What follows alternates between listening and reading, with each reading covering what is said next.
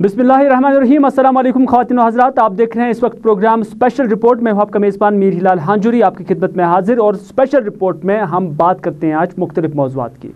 Ration को लेकर एक बार फिर हम आपको सोपोर की कहानी सुनाएंगे। काफ़ी दिलचस्प कहानी है क्योंकि ऑनलाइन ये लोग जो है वो BPL है, लेकिन राशन APL के नाम पर एक APL के राशन कार्ड पर ये हासिल कर रहे हैं।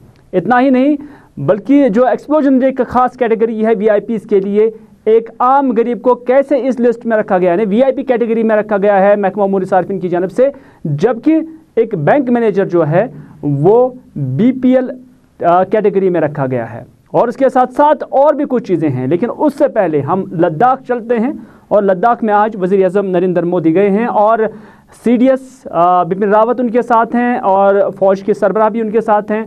और वहाँ पर नीमो के मकाम पर उन्हें जो ब्रीफिंग दी गई है, जो फ़ौज के आला अफसरान थे उनकी जानिब से, कि किस तरह से LAC पर भारत की जो स्ट्रेटजी है कैसे उसको अमलाया जा रहा है चाइना के ख़िलाफ़ और चाइनीज़ आर्मी के ख़िलाफ़। और यहाँ पर एक तकरीब जो है वो मुनक़्क़द हुई है जिसमें वज़ीर आज़म मौजूद रहे और उन्हें मुकम्मल तौर पर तफसील के साथ उन्हें यहाँ पर तमाम तरह की जो तफसीलात है वो फराहम की गई है कि फ़ौज क्या कर रही है, आइंदा की क्या स्ट्रेटजी है, आइंदा क्या करने वाली है और फ़िलवक्त क्या कुछ किया जा रहा है और ज़मीन का स्टेटस क्या है, बॉर्डर का स्टेटस क्या है, उस हवाले से भी उन्हें जो है ब्रीफिंग दी जा रही है। लेकिन आपको बताना चाहेंगे कि गलवान वैली से ये जगह जहाँ पर वज़ीर आज़म नरेंद्र पहुँचे हैं लगभग 350 किलोमीटर दूर है नीमू का जो ये मकाम है। और इससे पहले भी हम कह सकते हैं कि जो लेह टाउन है, लेह टाउन से लगभग 40 किलोमीटर की दूरी पर यह मकाम है जहाँ पर आज वज़ीर आज़म नरेंद्र मोदी गए हैं। और वज़ीर आज़म फ़ौजी हॉस्पिटल में भी गए हैं और वहाँ पर भी उन्होंने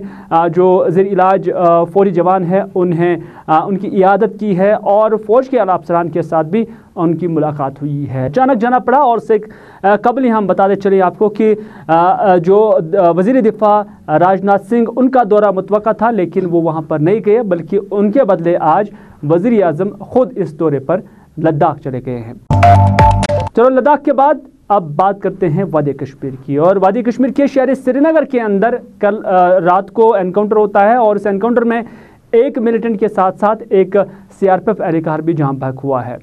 और मलबा का इलाका जो कि दरगाह और सोरा के बिल्कुल दरमियान है और वहाँ पर ये एनकाउंटर कल हुआ है। लेकिन आज IGP कश्मीर जो है उन्होंने एक प्रेस कॉन्फ्रेंस ही नहीं बल्कि जब रेतलिंग सेरेमनी चल रही थी हुमहामा में एक CRPF एहलकार की तईन, तो वहाँ पर उन्होंने मीडिया नुमाइंदों के साथ बात की और उन्होंने कहा है कि श्रीनगर मिलिटेंट से मुक्त नहीं है। यानी श्रीनगर मिलिटेंट्स जो है वह आते जाते हैं और उनका मानना है कि मेडिकल एड हासिल करने के लिए भी आते हैं और उसके साथ साथ अगर उन्हें कुछ पैसा भी चाहिए होता है तो उसके हवाले से भी उनका श्रीनगर आना जाना रहता है। यानी IGP कश्मीर ने आज मीडिया नुमाइंदों के साथ बात की है और उन्होंने ये भी कहा है कि अगर किसी ज़िले में कोई एक्टिविटी नज़र नहीं आ रही है मिलिटेंसी का, तो उसका कतई ये मतलब नहीं कि उस डिस्ट्रिक्ट में मिलिटेंसी या मिलिटेंट्स मौजूद नहीं है। यानी पूरे कश्मीर के अंदर जो है ये खारिज इम्कान है कि वहाँ पे मिलिटेंट नहीं हो सकते हैं। ये IGP कश्मीर का बयान था जो आज उन्होंने मीडिया नुमाइंदों के साथ बात करते हुए क्या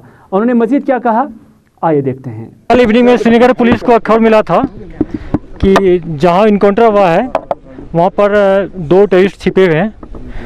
तो फिर CRP पुलिस वहां गई, कॉर्डन की। जब सर्च शुरू हुआ तो मिलिटेंट ने पहले हमारे जवान पर फायर किया जिसमें हमारे एक जवान इंजर्ड हो गए। फिर भी बहादुरी से फायर करते आगे बढ़ा और उस मिलिटेंट को न्यूट्रलाइज कर दिया। ये मिलिटेंट जो है, जैसा कि आप सबको पता है कि जाहिद दास है जो ISJ का अनंतनाग डिस्ट्रिक्ट का चीफ था। इसके अंदर 5 मिलिटेंट थे। दूसरा यावर भट्ट था जो कि पिछले 30 तारीख इनकाउंटर मारा गया, उसके साथ और मारा गया। तो टोटल 3 मारे गए हैं, 2 और बच गया है। ऑलरेडी ये पिछले प्रेस कॉन्फ्रेंस आप लोगों को नाम लिखा दिए, प्लीज़ उसको कंसल्ट करें। 12 मिलिटेंट है, उसमें HM के 5 है, LAT का 3 है और उसमें JS मोहम्मद का 4 है। अटैक नहीं है, ये हमारे साइड से प्रोएक्टिव एक्शन था। हम लोग information pin point CRP police ने जाके कॉर्डन किया, मिलिटेंट ने फायर किया, हम लोग उसको रिटेलिएट किए। ये इनकाउंटर में मारा गया है, ये कोई अटैक नहीं है। मैंने बार बार आप लोग कहते आया कि किसी डिस्ट्रिक्ट में जहाँ इनकाउंटर नहीं हुआ है ये होता है, इसका मतलब नहीं वहाँ मिलिटेंट नहीं है। मिलिटेंट हर जगह जाके छिपते हैं, अपना शेल्टर हाइडआउट बदलते रहते हैं।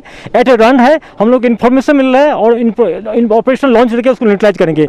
श्रीनगर ऐसा सिटी है कि जहाँ मिलिटेंट बार बार आता है, कोई मेडिकल ट्रीटमेंट के आता है, कोई फंड लेने के लिए आता है, कोई फर्दर मीटिंग के लिए आता है।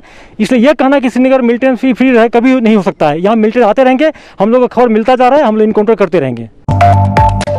चलिए नाज़रीन, आप देख रहे हैं स्पेशल रिपोर्ट अपने मेज़बान मीर हिलाल हांजुरी के साथ। और प्रोग्राम की इब्तिदा में ही हमने एक फूड के हवाले से, फूड डिपार्टमेंट के हवाले से बात की थी, क्योंकि इससे पहले हमने एक स्कैंडल तशदसबाम किया था जिसको लेकर जो है वहाँ का जो मुतलका लूलीपुरा इलाका चाडोरा का है, वहाँ पर जो मुतलका राशन स्टोर जो चलाने वाला था मुंशी था, उसके खिलाफ कार्रवाई की गई थी। लेकिन अब तारजू सोपोर की बात आ गई है, क्योंकि वैसा ही सिस्टम यहाँ पर भी है कि यहाँ पर भी ऑनलाइन बीपीएल कैटेगरी में लोग रखे गए हैं, लेकिन जो उन्हें राशन कार्ड फराहम किया गया है वो एपीएल है, यानी एपीएल के कीमतों पर ये लोग यहाँ पर जो है राशन हासिल कर रहे हैं। और जो अभी तक हमें इंफॉर्मेशन मिली है उसके मुताबिक लगभग 60 के करीब ऐसे घराने हैं, ऐसे कुंबे हैं जो एपीएल के नाम पर अभी जो है राशन हासिल कर रहे हैं। यानी यहाँ पर जो कुछ आरटीआई एक्टिविस्ट हैं उनकी जानिब से भी ये कोशिश की गई है लूलीपुरा की तरह, और यहाँ पर भी उनकी कोशिश है कि इस चीज़ का ऑडिट किया जाए, कि लोगों की हेल्प की जाए। क्योंकि इससे पहले भी हमने लोगों से दरख्वास्त की थी कि वो ऑनलाइन जाए और अपना नाम पोर्टल में देखे कि कहीं वो बीपीएल कैटेगरी के लोग तो नहीं हैं, और फिर उन्हें एपीएल के तहत ही उन्हें राशन फराहम की जाती है। तो वैसा ही यहाँ पर जो आरटीआई एक्टिविस्ट है डॉक्टर राजा मुजफ्फर और उनके साथ और भी कुछ दोस्त हैं जो लोगों की मदद कर रहे हैं, और वहाँ जाकर उन्होंने तारजू में देखा, और वहाँ पर जब उन्होंने अपने लेवल पर जो ऑडिट किया उसके मुताबिक तकरीबन 60 ऐसे घराने हैं या कुंबे हैं जो ऑनलाइन जो उनकी कैटेगरी रखी गई है, लेकिन ज़मीनी स्तर पर जब हम देखते हैं तो वो राशन एपीएल के नाम से लेते हैं। और यहाँ पर एक बैंक मैनेजर भी आया है जो रिटायर्ड है, लेकिन उनका नाम जो है बीपीएल कैटेगरी में आया है। हालांकि ये बात भी साफ हुई है कि मज़कूरा जो बैंक मैनेजर है वो राशन हासिल नहीं करता है, लेकिन उनके नाम पर अगर राशन आती है तो वो कहाँ चली जाती है, और अगर वो बीपीएल कैटेगरी में आती हैं।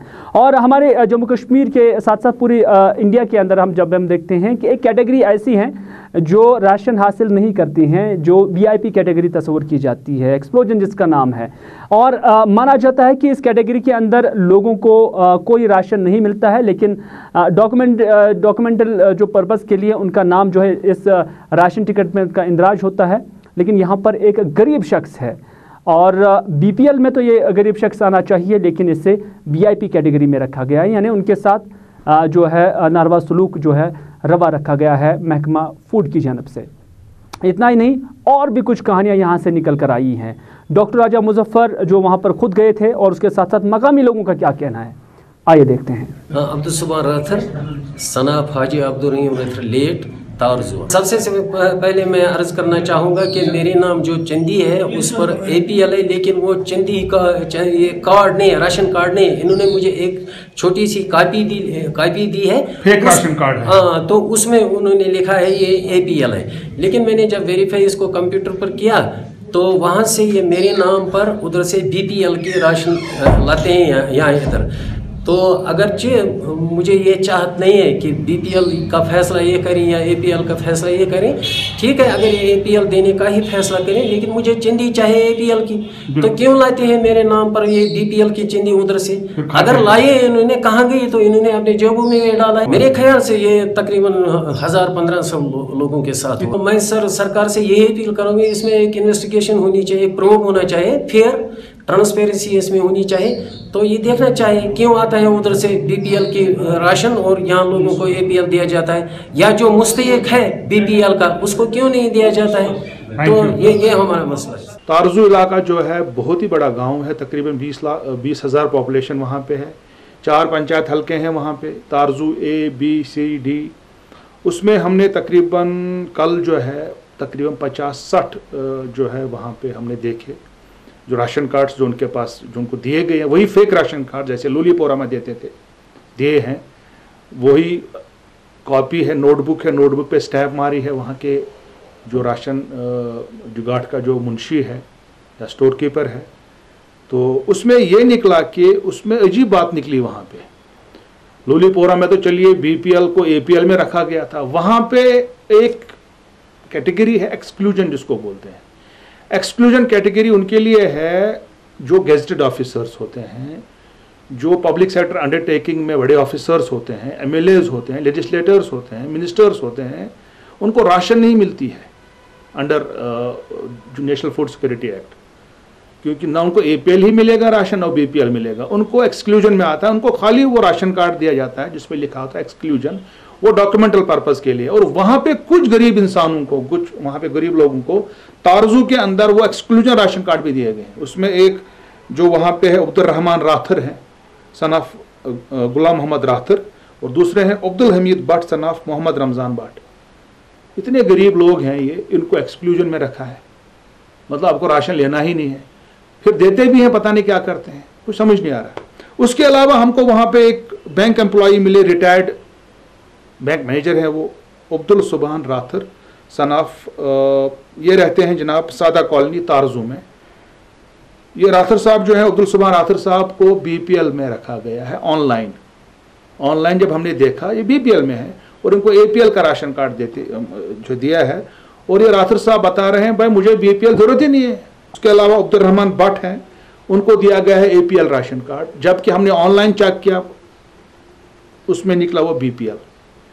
तो ये तो बड़ा ही स्कैम निकल रहा, हर जगह पे आ रहा है। तो मैं आपकी चैनल की वसादत से, हुकाम से गुजारिश करूंगा, आपकी चैनल की वसादत से डिस्ट्रिक्ट जो डेवलपमेंट कमिश्नर बारामूला के उनसे भी गुजारिश करूंगा, उसके अलावा जो फूड डिपार्टमेंट के बाकी अफसरान हैं उनसे भी गुजारिश करूंगा इस पे प्रोब किया जाए, और न कि खाली बारामूला या बड़गाम में प्रोब किया जाए, बाकी जगहों पे प्रोब किया जाए, क्योंकि हम जो है कहाँ तक पहुँच सकेंगे है। इसीलिए गुजारिश करता हूँ आपकी चैनल की वसादत से, हुकाम से, डिस्ट्रिक्ट एडमिनिस्ट्रेशन से, एंटी करप्शन ब्यूरो से, क्राइम ब्रांच से, कि इसकी तहकीकात की जाए। क्योंकि मुझे लगता है कि जब मैंने इसका तखमीना लगाया है पूरे स्टेट में, ये जो स्कैम है कम से कम 800 करोड़ से लेके 1000 करोड़ का स्कैंडल है ये।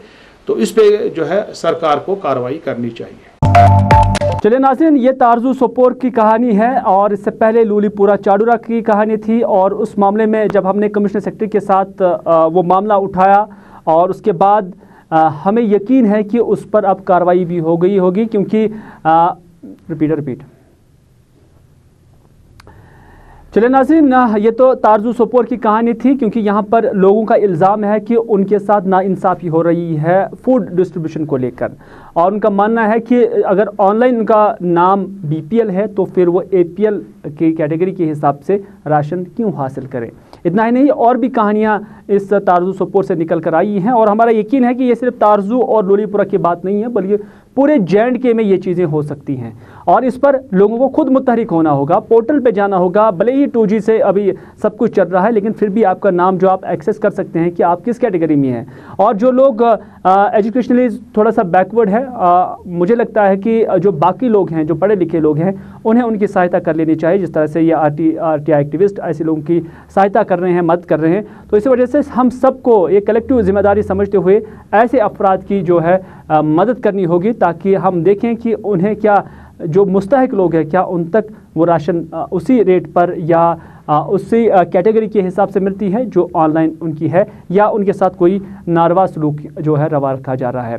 क्योंकि लूलीपुरा का जो मामला हमने उठाया था और उसके बाद अपनी नशरियात में चलाया था, और अभी तक उस हवाले से एक तहकीकात जो है वो चल रही है। और अगर ज़राए का हम भरोसा करें, क्योंकि इस स्टोरी के पीछे मैं भी काफ़ी शिद्दत के साथ फॉलो कर रहा हूँ, और अभी तक जो मुझे इन्फॉर्मेशन मिली है तो इसमें 9 अफसरान के ख़िलाफ़ जो है कार्रवाई होगी, उनकी निशानदेही हो गई है, और बहुत जल्द इस हवाले से उनके खिलाफ कार्रवाई भी होगी। कमिश्नर सेक्रेटरी फूड इस सूरत हाल का जो है वो खुद जायज़ा ले रहे हैं, और उन्होंने खुद इस चीज़ को मॉनिटर पर रखा हुआ है। और जो तहकीकाती कमेटी जो बनाई गई है, हमें इतलात है, हालांकि अभी इसकी तस्दीक नहीं हुई है, लेकिन हमें इतलात है कि 9 अफराद के खिलाफ या 9 अफसरान के खिलाफ, या जो 9 लोग महकमा फूड के अंदर काम कर रहे हैं, उनके खिलाफ बहुत जल्द कार्रवाई अंजाम दी जाएगी, और उनकी निशानदेही हो चुकी है। लेकिन हम उम्मीद करते हैं कि लूलीपुरा जैसे मामले के साथ अब जो तारजू सोपोर का मामला भी है, इस पर भी हुकूमत जो वक्त की है, या महकमा फूड एंड सप्लाईज डिपार्टमेंट जो है उनकी जानब से, उस पर भी अब जो है कार्रवाई अमल में लाई जाएगी।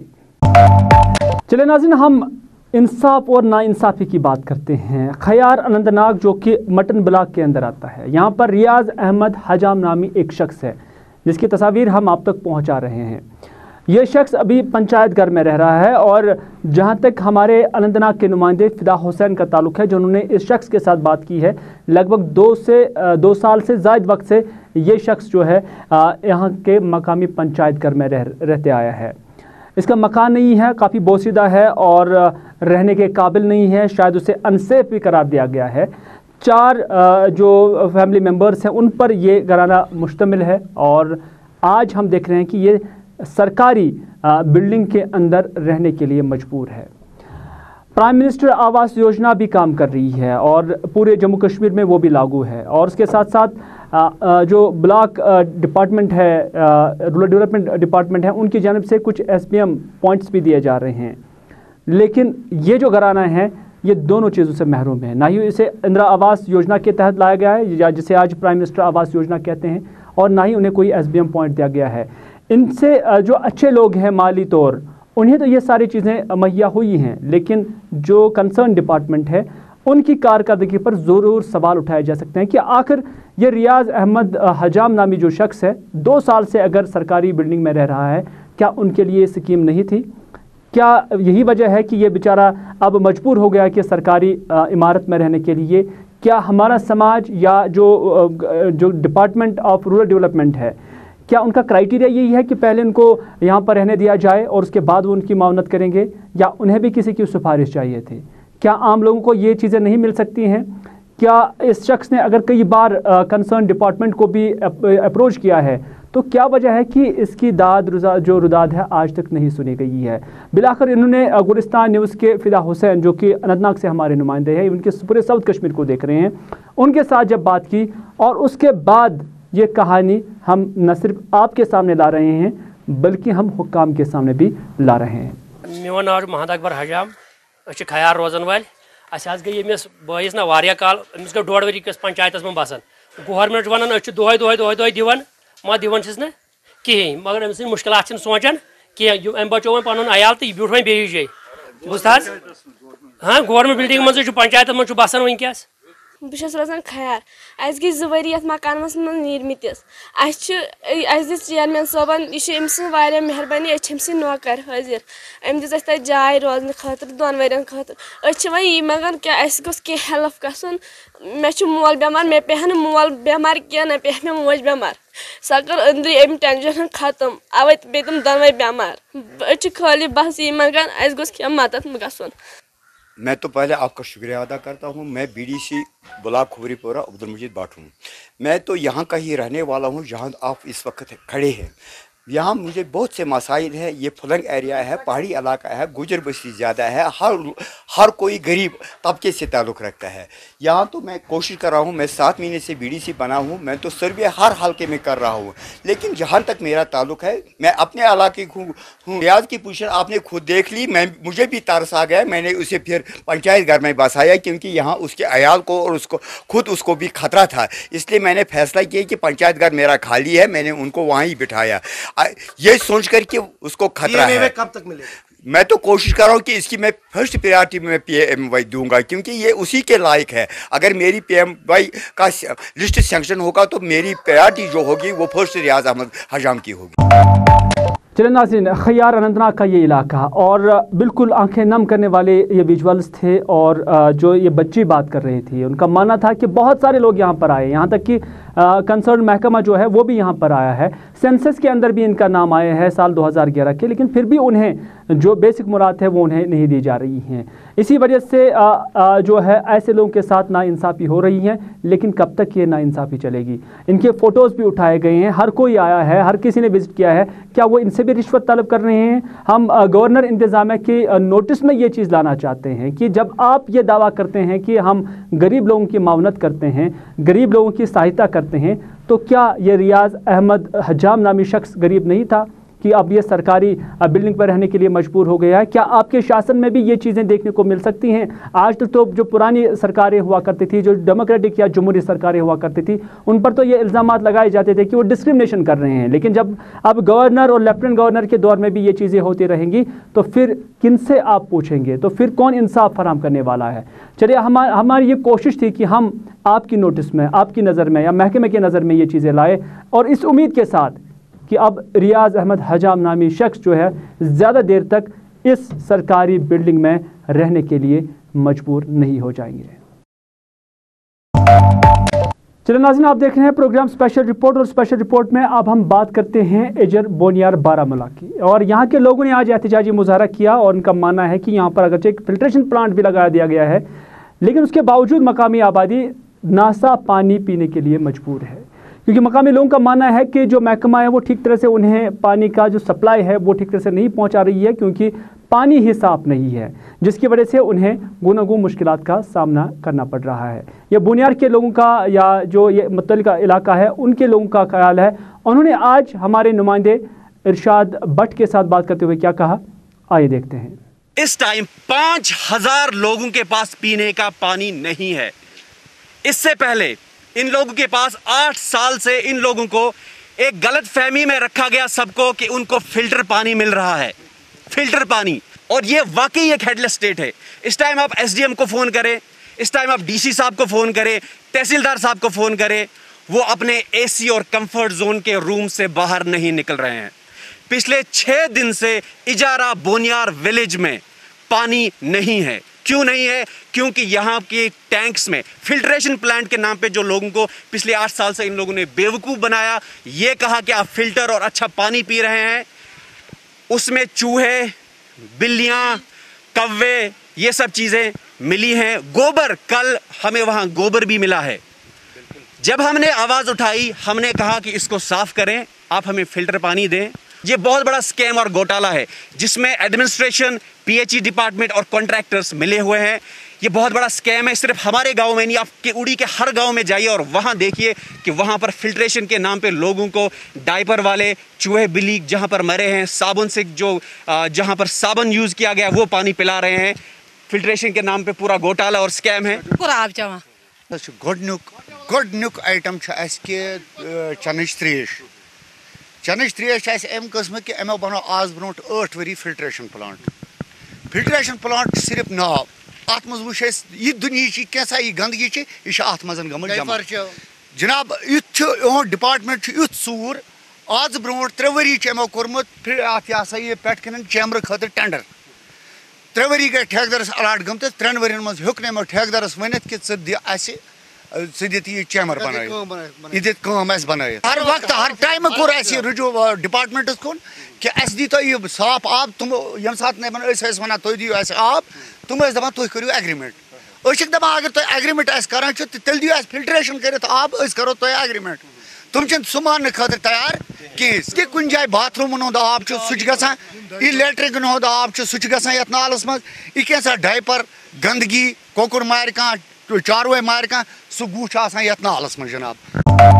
चलिए नाज़रीन, आप देख रहे हैं इस वक्त स्पेशल रिपोर्ट अपने मेज़बान मीर हिलाल हांजुरी के साथ। और अब हम बात करते हैं एप्लीकेशंस की, जो मोबाइल एप्लीकेशंस पर पाबंदी हुई है।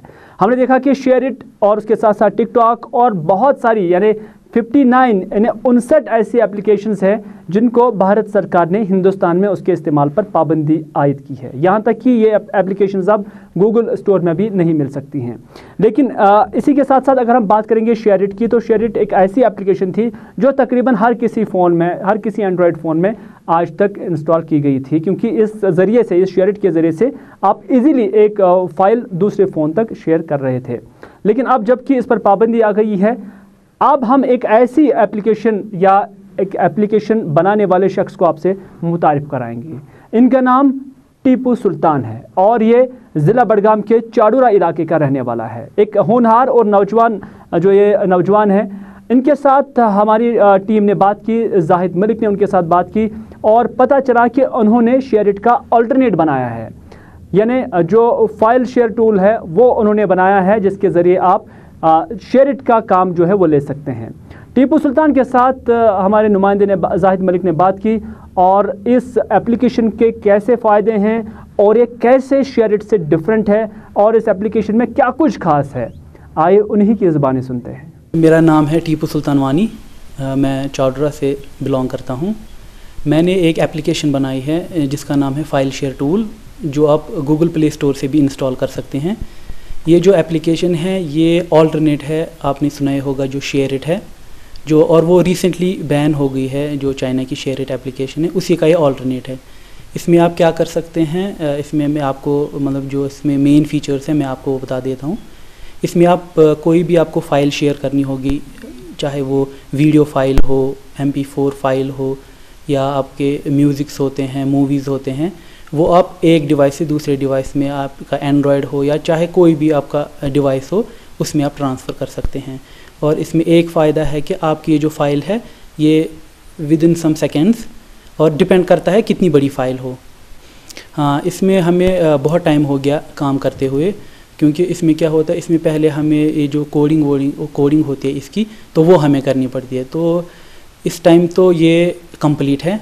कोई भी आप प्ले स्टोर पे जा सकते हैं, वहाँ पे फाइल शेयर टूल, वहाँ पे आप ये इंस्टॉल कर सकते हैं, तो आप ये बिल्कुल यूज़ कर सकते हैं। हाँ बिल्कुल, आप इसमें पहले शेयर इट में क्या होता था, अगर आपको कोई iOS होता है या आपका, आप देखिए एप्पल फ़ोन है आपका, तो उसमें क्या प्रॉब्लम होती थी, उसमें आपको मतलब शेयर अगर हम करते थे, कोई भी फाइल अगर कोई भी शेयर करते थे, उसमें प्रॉब्लम होती थी। लेकिन इसमें वो प्रॉब्लम नहीं है, चाहे कोई भी डिवाइस हो आपका, आप इजीली इसमें कोई भी फाइल शेयर कर सकते हैं। हाँ बिल्कुल, आम लोगों के लिए बिल्कुल रेडी है ये। आप जा सकते हैं प्ले स्टोर में, तो बिल्कुल आप इंस्टॉल कर सकते हैं। और आप देखिए, चाहे आप ऑफिस में हों या आपके कलीग्स हों, आप देख सकते हैं कि इस वक्त कितनी इम्पॉर्टेंट होती है, चाहे जो भी एप्लीकेशन, इस वक्त तो आपको पता है कि इट्स एज ऑफ एप्लीकेशन। हाँ बिल्कुल, मैं एक पैगाम देना चाहता हूँ जो हमारे JNK के लोग हैं। ये जो एप्लीकेशन है ये मेड इन कश्मीर एप्लीकेशन है, तो हम चाहते हैं कि आप भी हमें ताउन दीजिए, ये आप एप्लीकेशन आप इंस्टॉल कीजिए, ताकि हम भी अपनी जो कौम है उनकी खिदमत कर सकें। और आइंदा भी कोई भी प्रोजेक्ट हो तो हम चाहते हैं कि लोगों की उससे बेहतरी हो। चले नाज़रीन, ये था एप्लीकेशन जो कि शेयरिट का मुतबादिल है, अल्टरनेट है, और इसको आप इंस्टॉल कर सकते हैं। टोटल मेड इन कश्मीर है, और इसको आपको भी चाहिए कि आप इस एप्लीकेशन को फ़रोग दें, आप भी अपने फ़ोन में इसको इंस्टॉल करें, क्योंकि जम्मू कश्मीर से इनका ताल्लुक़ है और चाइना की एप्लीकेशन के मुकाबले में भी ये एप्लीकेशन आई हैं। तो हम पर भी ये ज़िम्मेदारी है कि हम इस एप्लीकेशन को इंस्टॉल करें और उसके बाद अपने मुल्क को या जम्मू कश्मीर का नाम जो है वो रोशन करें, और जो कंट्रीब्यूशन है टुवर्ड्स दिस सोसाइटी, इसमें भी हम जो है शरीक रहें। चलिए नाज़रीन, ये था आज का शुमारा, यानी आज का स्पेशल रिपोर्ट, और इसके साथ दीजिए अपने मेज़बान मीर हिलाल हांजुरी को ये प्रोग्राम यहीं पर इख्तिताम करने की इजाज़त, इस वादे के साथ कि अगर ज़िंदगी रही तो आपसे फिर होगी मुलाकात। तब तक के लिए खुदा हाफिज़, फ़ी अमानिल्लाह।